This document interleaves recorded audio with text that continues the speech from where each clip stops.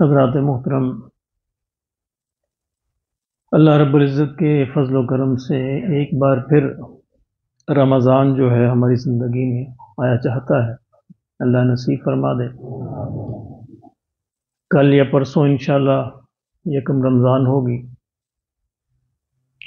آقا دو عالم صلی اللہ علیہ وسلم کا اکثر یہ طریقہ تھا کہ رمضان سے پہلے اپنے صحابہ کو اس طرح متوجہ فرماتے تھے کہ ایک بہت عظیم الشان مہینہ آ رہا ہے، اس کے لیے تیاری کر لو۔ اسی چیز کو ہمارے ہاں استقبال رمضان کے نام سے بیان کیا جاتا ہے۔ پچھلی دفعہ بھی اسی موضوع پر بات ہوئی تھی کہ ہمیں اپنے آپ کو رمضان کے لیے کس طرح تیار کرنا چاہیے۔ جب بھی کوئی عظیم الشان موقع آتا ہے انسان کی زندگی میں، اپنے گھر میں دیکھ لیں، فیملی میں دیکھ لیں، باہر دیکھ لیں، اگر کوئی ایسا موقع ہو تو انسان اس کے لیے تیاری کرتا ہے، اس کے لیے پلاننگ کرتا ہے۔ شادی کا موقع دیکھ لیں، گھر میں کسی کی شادی کا موقع ہو تو اس کے لیے مہینوں پہلے تیاریاں شروع ہو جاتی ہیں۔ تو میں نے ہی یہ مہینہ زندگی میں پھر کبھی آئے نہ آئے، اللہ جانتا ہے، اللہ بہتر جانتا ہے۔ اس لیے اس کے لیے بھی خاص تیاری کی ضرورت ہے، خاص پلاننگ کی ضرورت ہے، تاکہ ہم اس سے زیادہ فائدہ اٹھا سکیں۔ 4 الفاظ اپنے ذہن میں رکھیں، ایک ہے خوشی، ایک ہے شکر، ایک ہے توبہ، ایک ہے دعا۔ یہ اگر 4 الفاظ ذہن میں رہیں تو ہم اس کی بڑی اچھی تیاری کر سکتے ہیں۔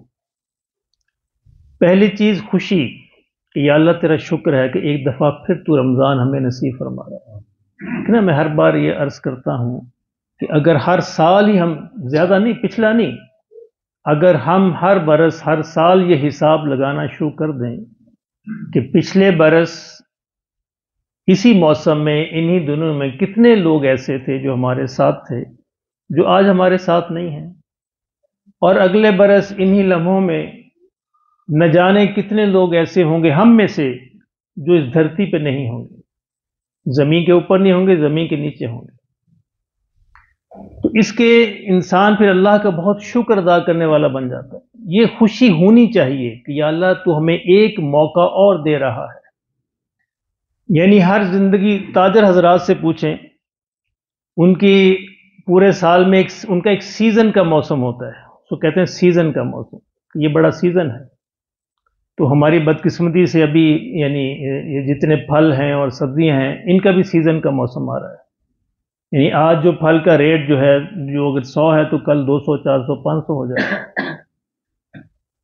یعنی دنیا بھر میں ایسا ہوتا ہے کہ رمضان میں ڈسکاؤنٹس دی جاتی ہیں، رمضان میں چیزوں کو کم کیا جاتا ہے۔ ہمارے ہاں اس کا الٹا رواج ہے۔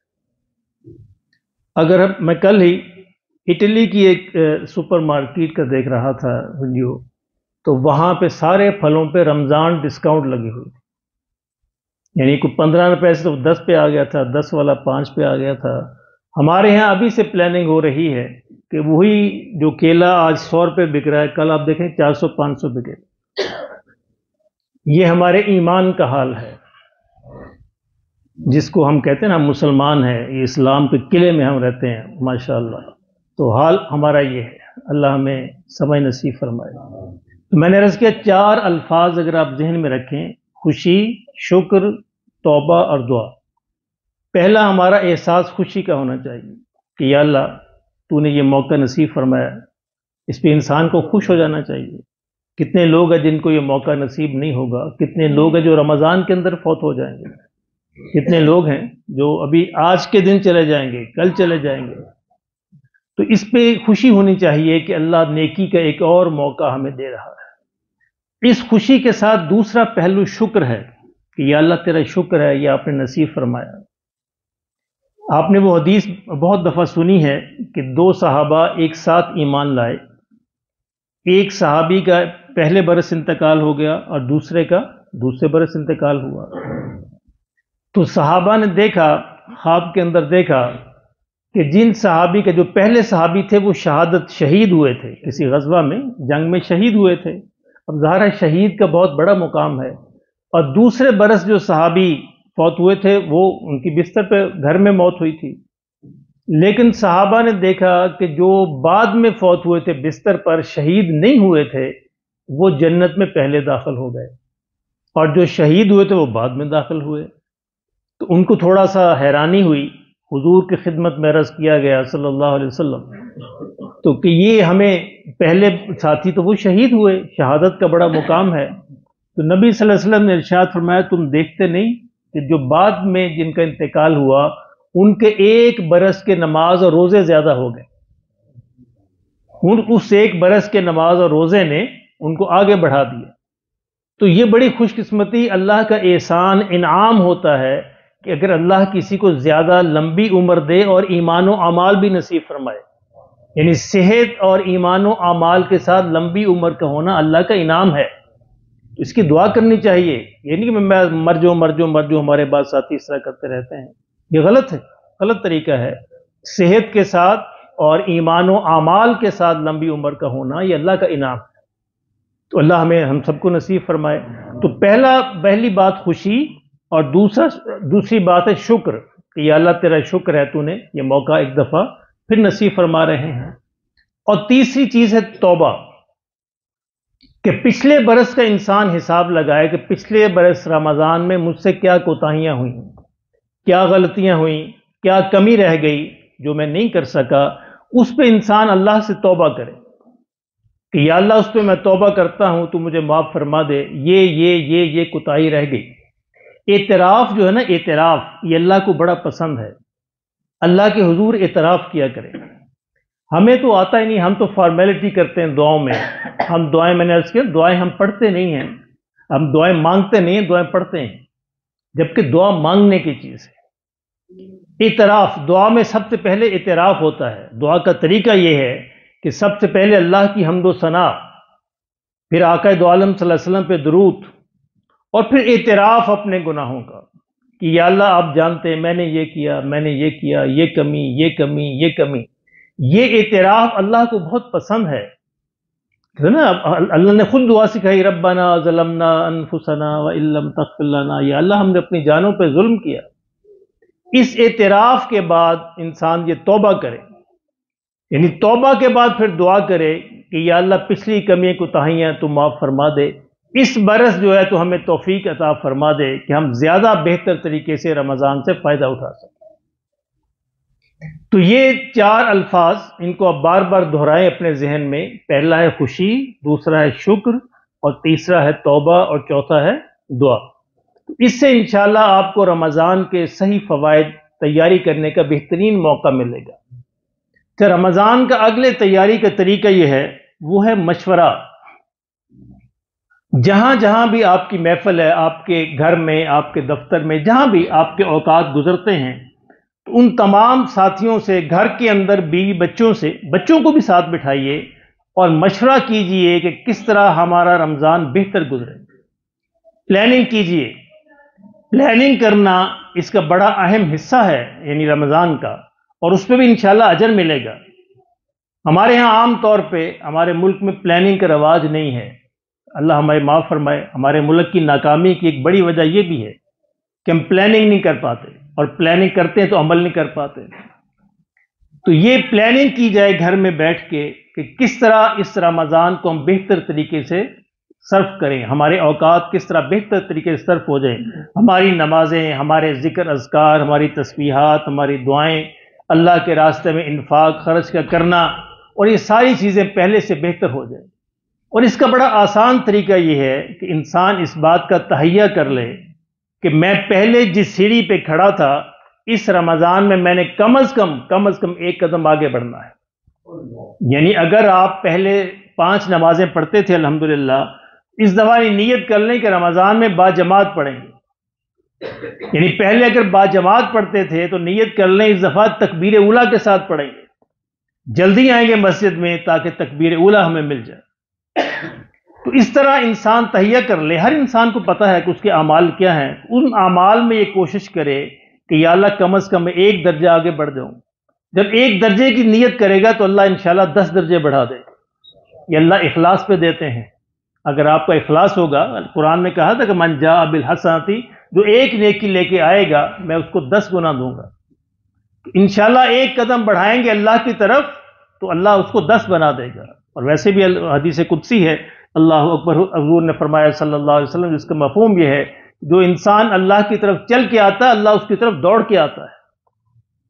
ایک قدم چلتا ہے تو اللہ اس کی طرف 10 قدم چلتا ہے. تو یہ اللہ کی تو رحمت ہے. اور پھر رمضان میں اللہ کے پیمانے اور بدل جاتے ہیں. تو یہ ایک بڑا، یعنی پہلا جو ہے نا، جو میں نے پہلا عرض کیا کہ خوشی، شکر، توبہ اور دعا. اس کے بعد ہے مشورہ. گھر کے اندر خاص طور سے اپنے بچوں کو بٹھا کے مشورہ کیجیے کہ ہم نے اپنے بالکل نظام الاوقات بنانا ہے، ٹائم ٹیبل بنانا ہے. فلاں ٹائم ہم یہ کریں گے، فلاں ٹائم ہم یہ کریں گے، فلاں ٹائم ہم یہ کریں گے. تو انشاءاللہ اس کے اثرات پڑیں گے گھر میں بھی اور بچوں پہ بھی اور آپ پر بھی، اور آپ کا نظام پہلے سے بہتر گزرے گا. اگلا جو بڑا اہم طریقہ ہے رمضان کی تیاری کا، وہ یہ ہے کہ انسان اپنے گناہوں کی لسٹ بنائے اور بڑی دیانتداری سے بنائے. اس کو پتا ہوتا ہے کہ میرے اندر کیا کیا گناہ ہیں. اچھا، بہت سارے گناہ جو ہیں ہر انسان کے ساتھ ساتھ چلتے ہیں، خاص طور پہ جو روحانی بیماریاں ہیں، حسد ہے، تکبر ہے، غصہ ہے، کینہ ہے، بغض ہے، جھوٹ ہے، غیبت ہے، لالچ ہے، حرص ہے، ہوس ہے. یہ ساری چیزیں ہمارے ساتھ ساتھ چلتی ہیں. تو رمضان میں یہ ساری لسٹ بنا لے کہ اس رمضان میں نے کوشش کرنی ہے کہ میرے ان میں سے 2-4 گناہ کم ہو جائیں. اچھا، یہ بڑا ضروری ہوتا ہے کہ نیکیاں، انسان عام طور سے نیکیوں کی طرف دوڑ لگاتا ہے. اچھا، اس پہ بات کو یاد رکھیے، نیکیاں کرنے سے بھی زیادہ اہم ہے گناہ چھوٹ جائیں. بعض اوقات یہ ہوتا ہے کہ نیکی انسان کرتا رہتا ہے، ساتھ ساتھ گناہ بھی چلتے رہتے ہیں. تو نیکی کرنے سے پہلے یہ ضروری ہے کہ انسان اپنے گناہوں کو چھوڑنے کی فکر کرے. میرے اندر غیبت ہے، غیبت دور ہو جائے، جھوٹ ہے، جھوٹ ختم ہو جائے، چغلی ہے وہ ختم ہو جائے، تو یہ انشاءاللہ بہت سی نیکیاں خود بخود آنا شروع ہو جائیں گی. انسان کا مسئلہ یہ ہے کہ عام طور پر ہم یہ جو گناہ کرتے ہیں نا، خاص پر غیبت ہے، چغلی ہے، حسد ہے، اس طرح کے گناہ ہماری نیکیوں کو کھا جاتے ہیں. اور میں نے عرض کیا تھا کہ ہم جو اپنی عبادات سے اپنے تھیلے، اپنے بوریاں بھرتے ہیں ثواب کی، وہ ہم حقوق العباد کو مجروح کر کے ان کے اندر سوراخ کرتے رہتے ہیں اور وہ ضائع ہوتی رہتی ہیں. یعنی ہم نے نمازوں کا ثواب کمایا، ایک تھیلا بھر لیا، روزے کا ثواب کمایا، ایک تھیلا بھر لیا، ساتھ ہی کسی کی غیبت کر دی، اس کے اندر سوراخ ہو گیا. جھوٹ بول دیا، دوسرا سوراخ ہو گیا. کم تول دیا، تیسرا سوراخ ہو گیا. دھوکہ دیا، چوتھا سوراخ ہو گیا جی. اور اس طرح کوئی گناہ کیا، وہ سوراخ ہوتے ہی چلے گئے اور ہمیں اندازہ بھی نہیں ہوا. گھر آخرت تک پہنچتے پہنچتے خالی تھیلے لے کے اللہ کے حضور حاضر ہوں گے. اس کا کیا فائدہ؟ تو اس لیے عبادات کو محفوظ کرنے کا بہترین طریقہ یہ ہے کہ آپ ان روحانی گناہوں سے، حقوق العباد کو مجروح کرنے سے بچیں. انسان کماتا ہے تو اس کو سیو کرتا ہے، اس کو حفاظت سے رکھتا ہے.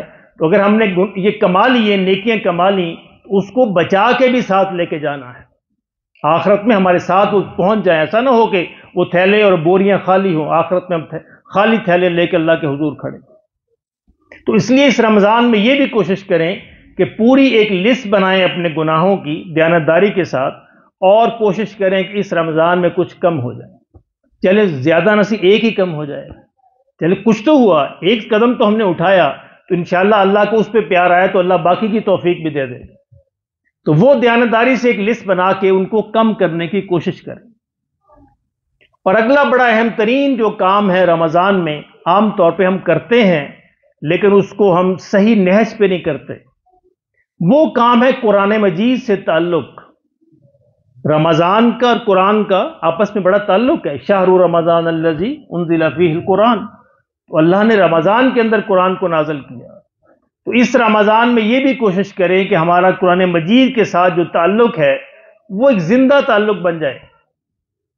اس کو ذرا غور کیجئے کہ ہمارا قرآن سے زندہ تعلق نہیں ہے، ایکٹیو تعلق ہونا چاہیے. ہمارا پیسو تعلق ہے، بس ہم پڑھتے ہیں اور قرآن ہم سے کیا کہتا ہے، قرآن کا ہم سے مطالبہ کیا ہے اور قرآن کے تقاضے کیا ہیں، یہ اس کا ہمیں خبر نہیں ہوتی.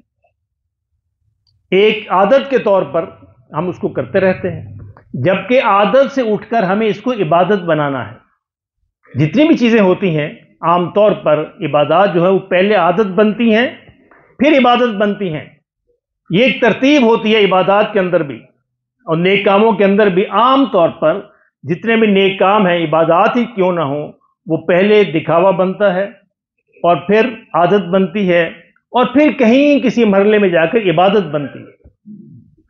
ہماری عبادات عام طور پر عادت کے مرحلے میں چل رہی ہوتی ہیں، عبادت نہیں بنتی۔ عبادت کے اندر اخلاص ہوتا ہے، اخلاص صرف اور صرف اللہ کے لیے اور کسی کے لیے نہیں۔ تو قرآن مجید کے ساتھ اس رمضان میں یہ بھی آپ حساب لگائیے، یہ بھی اپنے پلان میں شامل کیجئے، اس رمضان میں انشاءاللہ ہم قرآن سے ایک زندہ تعلق قائم کریں گے۔ ہم قرآن سے پوچھیں گے کہ ہمارا قرآن کا ہم سے مطالبہ کیا ہے، قرآن ہم سے چاہتا کیا ہے۔ یعنی قرآن پڑھتے ہوئے انسان اپنے آپ سے سوال کرے کہ اس میں میرے لیے کیا ہے، مجھ سے کیا مطالبہ ہو رہا ہے، اللہ میرا مالک میرا خالق مجھ سے کیا چاہتا ہے، تو مجھے اس کو پورا کرنا ہے، اس مطالبے کو پورا کرنا ہے۔ تو یہ قرآن کتاب ہدایت ہے، ہم نے قرآن کو کتاب ثواب بنایا ہے، یہ ہے لیکن دوسرے درجے پہ۔ پہلے درجے پہ قرآن کتاب ہدایت ہے۔ میں نے اپنے استاد سے پوچھا کہ استاد محترم یہ بتائیے کہ بڑی کہانیاں پڑھی ہیں، غیر مسلم قرآن پڑھ کے ایمان لے آتے ہیں، ہمارے ہاں تو لوگ ٹس سے مس نہیں ہوتے، مسلمان دن رات ڈھیروں قرآن پڑھ رہے ہیں۔ کئی لوگ ایسے ہمارے ہم نے ساتھی دیکھے ہیں، 2 4 4 5 5 10 10 قرآن ختم کرتے ہیں اس میں رمضان میں۔ زندگی وہیں رہتی، عملی زندگی وہیں رہتی، اس کے اندر کوئی تبدیلی نہیں آتی۔ تو میں نے عرض کیا ان سے یہ کیا وجہ ہے کہ ہمارے ہاں تبدیلی کیوں نہیں آتی، قرآن بھی پڑھتے ہیں۔ تو انہوں نے کہا ہر چیز نیت کے مطابق ہوتی ہے، انما الاعمال بالنیات۔ تو ہم قرآن کو ثواب کے لیے پڑھتے ہیں، ثواب مل جاتا ہے، ہم قرآن کو ہدایت کے لیے نہیں پڑھتے۔ جو غیر مسلم ہیں وہ ہدایت کے لیے پڑھتے ہیں، جن کو ایمان نصیب ہوتا ہے کیونکہ ہدایت کی نیت سے پڑھتے ہوتے ہیں، وہ دیکھتے ہیں قرآن ہم سے کیا کہتا ہے۔ ہمارا یہ ہے ہی نہیں کہ قرآن ہم سے کیا کہتا ہے۔ تو خدا کے لیے اس رمضان میں یہ نیت بھی کریں کہ ہم نے قرآن سے ہدایت حاصل کرنی، اور ہدایت کیسے حاصل ہوگی، اس کو سمجھ کے حاصل ہوگی، اللہ سے دعا کر کے حاصل ہوگی، قرآن کے تقاضوں پہ عمل کر کے حاصل ہوگی، اور اپنی نیت میں اخلاص پیدا کر کے ہوگی۔ قرآن کے لیے بڑا ضروری ہے، جس طرح اللہ احکم الحاکمین ہے، اللہ اکبر، اس کا کلام بھی سب کلاموں سے برتر ہے، اس کا کلام سب کلاموں سے برتر ہے۔ تو قرآن مجید کے پاس بندہ محتاج بن کے جائے، یہ نہیں کہ میں اپنے مطابق قرآن کو سمجھ لوں گا، نہیں، محتاج بن کے کہ یا اللہ جو بھی مطالبہ ہوگا میری سارے پچھلی پوری زندگی کی، مجھے اپنے نظریات کو تبدیل کرنا پڑے تو یا اللہ میں تیار ہوں، میں کروں گا۔ تو یہ محتاج بن کے جائے اور پھر قرآن جو مطالبہ کرے پھر انسان اس کو پورا کرے۔ اللہ ہمیں اس کی سمجھ نصیب فرما دے۔